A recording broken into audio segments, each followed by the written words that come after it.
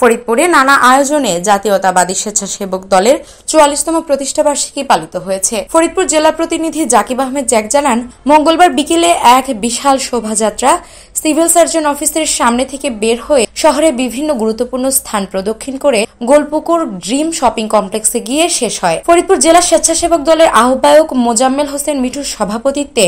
উপস্থিত ছিলেন ফরিদপুর জেলা বিএনপির আহ্বায়ক অ্যাডভোকেট সৈয়দ মুদাররেস আলী ঈশা, সদস্য সচিব এ কে কিবরিয়া স্বপন, সিনিয়র যুগ্ম আহ্বায়ক আফজাল হোসেন খান পলাশ, সৈয়দ জুলফিকার হোসেন জুয়েল, অ্যাডভোকেট গোলাম রব্বানী রতন, আজম খান, মহানগর বিএনপির আহ্বায়ক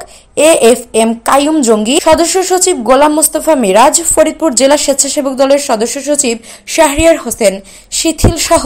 বিএনপি ও সহযোগী সংগঠনের নেতাকর্মীরা। অন্তর্বর্তীকালীন সরকার চলছে, এই সরকারকে আমরা সহযোগিতা করব।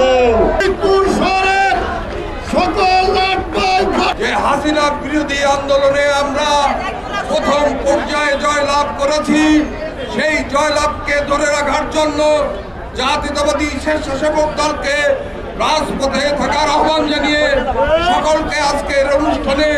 ধন্যবাদ জানিয়ে আমি আমার বক্তব্য